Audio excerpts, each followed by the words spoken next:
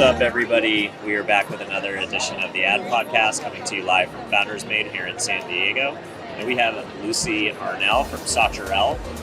Pretty interesting brand. These guys are making broth from crickets. Is that what I'm hearing? It's from grasshoppers, actually. They're very close. Very good. Yeah. Well, you don't want to mess that part up for sure.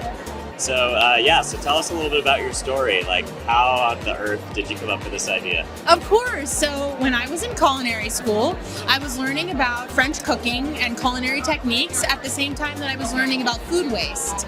And learning about those things in a climate like Los Angeles, where there are so many cultures here who are regularly eating insects, was a sort of very inspiring, eye-opening discovery for me in the food world. So I ended up studying grasshoppers, specifically sort of happenstance, discovered them mostly because of chapulines in Mexico, which were my leadway in. So learning about the incredible sustainability advantage and nutritional profile that grasshoppers have really just made me become incredibly passionate about wanting to take on the challenge of presenting it to the American people without that ick factor that a lot of people experience when they think about eating insects, because they're just so good for you and they're so good for the planet. I love it. Well, I love the brand definitely does a good job of making it approachable and taking that component out of it for sure.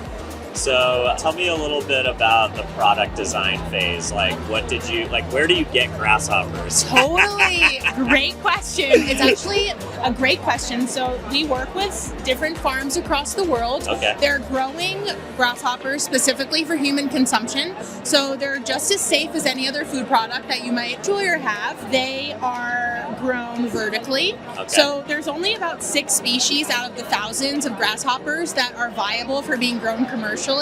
And we work with one that's called Locusta migratoria. Okay. So it's actually, hilariously enough, the grasshopper referenced in the Bible. It's the world's most famous grasshopper, we say. Yeah, so we were really lucky to find and partner with various farms that are helping us bring the benefits of eco-eating to people's tables. I love it. And so it's mainly in South America? It's South America and also Asia and Europe as well. Okay. There's quite a few farms around the world that are pioneering this technology now, so it's amazing to be able to work with them in some of their early stages as well. All right, so you got the product to where you wanted it, you got into the laboratory, you got something that you thought tastes good and was going to be exciting to bring out to the market. Tell me a little bit about building out the brand. What does the name mean? And the design language that you've done is really beautiful. If you guys haven't seen it, really clean branding. So tell us a little bit about the brand and the name. Sure. So the whole name is really the original concept. The idea is to elevate the grasshopper. So I believe a grasshopper is a delicacy similar to sea urchin and uni and truffle and pate and all those kinds of things we eat. It was an idea of sort of putting the French elegance on the grasshopper. So Sauterelle actually just means grasshopper in French. And the brand name sort of comes from really wanting to make a topic that's otherwise maybe a little scary and gross seeming to people, just really fun and approachable.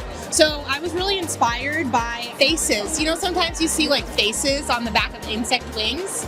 It's called pareidolia when you spot faces in things. I've seen that before. Yeah, so like kind of like you see faces of monarch butterfly wings. That's exactly what it is. So that's where the inspiration came from, and I was really fortunate to work with designer Peter Arnell and his team on the logo. Nice. And we collaborated, and I would say it actually came together pretty quickly because you know when things that make sense sort of just fit together, it just kind of made sense. I've always sort of had a personal love of smiley faces in general. So it sort of just felt like it fit not only the brand's personality, but my own personality as well. So anytime we need inspiration, I look to the logo for that, actually. That's your North Star. It's the North Star. Let's go. Yep. All right, so you get the brand identity set up, and then what's your go-to-market? Are you direct-to-consumer? Are you retail? Yep, so we're currently direct-to-consumer. We're on our website. We're on Amazon, and we are doing fair wholesale. So we just launched in May. So we're working now on, building the brand, building our following, and also educating the consumer. I love that. All right, so direct-to-consumer, how do you find customers? What's working for you guys? I find that authentic, genuine connections with customers is the best way to connect with anybody, even if there's somebody who's just going to be trying the product once. I find that understanding what their lives are like in little ways, even if it's just a quick, message exchange on social media, in a DM, in a comment. You can really gain a lot of insight into people and connect with them in a very compassionate way. So for my product that has a huge sort of social stigma hurdle to get over, I find myself on Reddit and in Instagram comments and TikTok sort of interacting with other people who are posting edible insect content and getting into conversations with them, as well as having conversations online with other people who seem a little, trepidatious when it comes to trying it. So I found that just sort of opening up to people makes them actually want to buy your product. So it's really about genuine connections for us. I love it. And then with your background as a culinary scientist to some degree and also a chef, I'm assuming. Yes. Yeah. Do you do a lot of like food styling, a lot of recipes, a lot of ways to use the product in, as a substitute for other things? Like, how do you approach kind of, introducing it into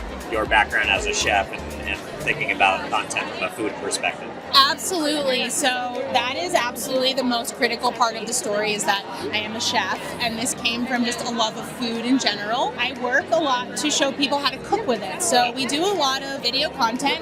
We have a weekly cooking show that we release online called Bug Bites. Let's go. And we try to show people how to cook with it. So I'll make like a ramen. Like I use a lot of Emi ramen. I love their company. Different soups or stews or pasta, even water. I literally will show people how easy it is to toss one of our tea sachets into a boiling pot of water or whatever you're cooking and just fortify whatever you're making with more nutrients. So basically you can add Sauterelle to something you're cooking to just add more nutrients. Oh, wow. And it has an umami So it doesn't flavor. always have to be a replacement. It can be like a supplement almost. Exactly, and that's another thing is I feel that a lot of critics of insect food, they feel that in general people in the insect food sector are really pushing it on them. They're saying you have to eat this, chicken's bad, beef is bad, but I want to say that I think you should eat what you want. I myself eat beef and chicken as well. Yep. And I just want people to consider this, like you said, as a supplemental addition. And if you think about that, if you're eating 100% beef, you're eating 100% beef. But then if you have, 80% beef mixed with 20% grasshopper, then you're helping the environment because you still get to enjoy those things you love. So I like building. I always say to people, don't take away anything you love, add it to it. I love that. So, yeah. So, as your background as a chef, that's a pretty hard job in itself. Oh, yeah. I've met a lot of entrepreneurs and founders today who were fashion models turned entrepreneurs, but they were professionals in very demanding careers of their own. Are you still a chef in addition to the brand? Great question. So I was recently working as a chef. I just spent the past few years working in the kitchens of John George and Gloria Stern.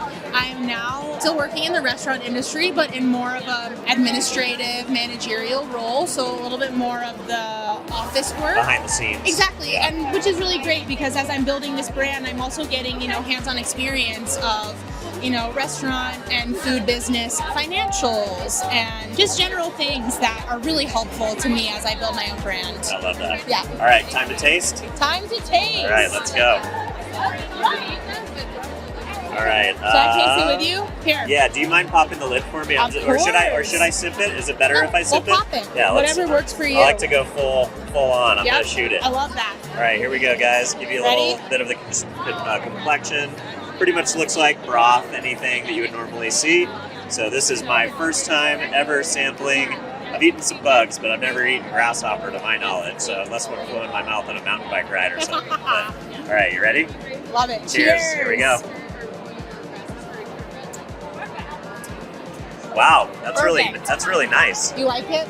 Yeah, I get that umami taste that you're talking about. Cool. Definitely a little bit of that. I feel like this would be just a great alternative for like any kind of like soup broth base, like chicken stock base, bouillon, stuff like that. That's exactly what we want you to use it as and think of it as. Beautiful. Another option. Awesome. Well, where would you like to point the viewers if they want to try the product themselves, and more importantly, we have a lot of marketers in the audience, so if anybody wants to reach out to you to collaborate, where should they get in touch? Absolutely. So you can send us a DM on our Instagram. We're EAT Sauterelle, SAUTERELLE, all one word on Instagram. And then also for purchases, you can head to our website, which is eatsauterelle.com, and you can buy our products on our website. You can also reach out to me directly via email on our website as well. Beautiful. Thanks for coming on the show. Thank you so much. So Great fun. chatting. Love it.